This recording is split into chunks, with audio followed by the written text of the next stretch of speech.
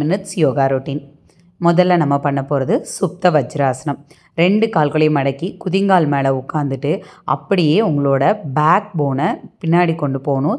உங்களோட உச்சந்தலை தரையில் வைக்கணும். இதுக்கு நீங்கள் கை சப்போர்ட் வச்சு கூட வைக்கலாம். 2 கைகளையும் நல்லா சேர்த்து நெஞ்சு பகுதியில் நார்மல் ப்ரீத் இன் ப்ரீத் அவுட்டில் ஹோல்ட் பண்ணலாம். இவ்வளோ தூரம் உங்களால் கீழே போக முடியல அப்படின்னா எவ்வளோ தூரம் போக முடியுதோ அவ்வளோ தூரம் கை சப்போர்ட் மட்டும் வச்சு கூட நீங்கள் ஹோல்ட் பண்ணலாம். இது நல்லா உங்களுக்கு லோயர் பேக் பெயின்காகட்டும் சியாட்டிக்காக்கும் ரொம்ப நல்ல ஒரு ஆசனம். நெக்ஸ்ட்டாக நம்ம பண்ணுறது வக்ராசனம். இதுக்கு முதல்ல உங்களோட இடது காலை நீட்டி வலது காலை மடித்து உங்களோட முட்டியோட பக்கத்தில் பாதம் கீழே வச்சுருக்கணும். எந்த கால் மடிச்சிருக்கீங்களோ அந்த காயை பின்னாடி வச்சுட்டு ஆப்போசிட் கையை வளைச்சி கொண்டு வந்து உங்களோட முட்டியை கேட்ச் பண்ணணும். முடியலை அப்படின்னா நீங்கள் ஜஸ்ட் கையை வச்சு நல்ல ஒரு எல்போவை தள்ளி ப்ரெஷர் கொடுக்கலாம். இல்லைனா இப்படி நல்லா ஹக் பண்ணி கூட பின்னாடி திரும்பி பார்க்கலாம். இது உங்களோட அப்டோமினலுக்கு நல்ல ஒரு ஸ்ட்ரெச்சஸ் கொடுக்கும். டயபெட்டிக்ஸ் பேஷண்ட்ஸ்க்கெலாம் இது ரொம்ப ஒரு நல்ல ஆசனம். Breathing normal breath in breathe அவுட்டில் இருக்க மாதிரி கவனம் வச்சுக்கோங்க.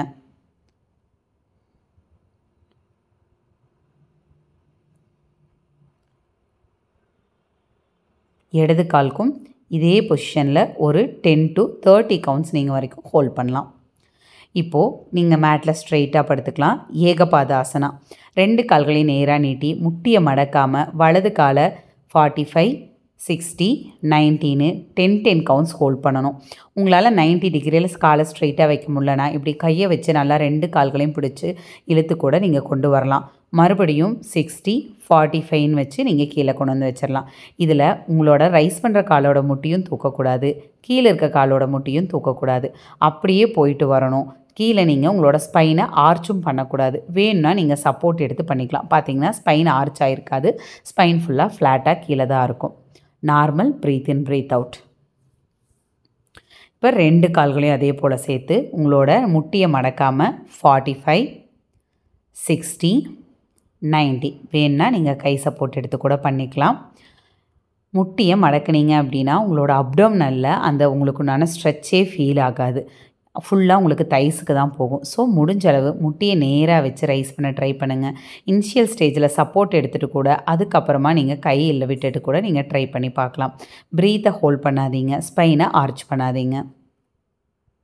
எகைன் எப்படி போகணுமோ அதே மாதிரி 60 45 வச்சு நம்ம ரிலாக்ஸ் பண்ணிடலாம். இப்போது அர்த்த பவன் முக்தாசனா. உங்களோட வலது காலை மடித்து 2 கைகளையும் கோர்த்து நல்லா செஸ்ட்டோடு ஹக் பண்ணுங்கள். உங்களோட சின் வச்சு டச் பண்ணுங்கள், இல்லை நெட்டை வச்சு கூட உங்கள் முழங்கால டச் பண்ணலாம். ஆப்போசிட் காலை ரைஸ் பண்ணாதீங்க. முடிஞ்ச அளவு நல்லா உடம்போடு இழுத்து டச் பண்ணணும். இதில் ப்ரீத்துங்க ஹோல்ட் பண்ணாதீங்க. இப்போ இடது காலை மடக்கி நல்லா செஸ்ட்டோடு இழுத்து ஹக் பண்ணி பிடிச்சி இப்போ நெத்தியோ அல்லது உங்களோட தாடை வச்சு நீங்கள் முழங்கால டச் பண்ணி அப்படியே ஒரு 30 கவுண்ட்ஸ் வரைக்கும் ஹோல்ட் பண்ணலாம்.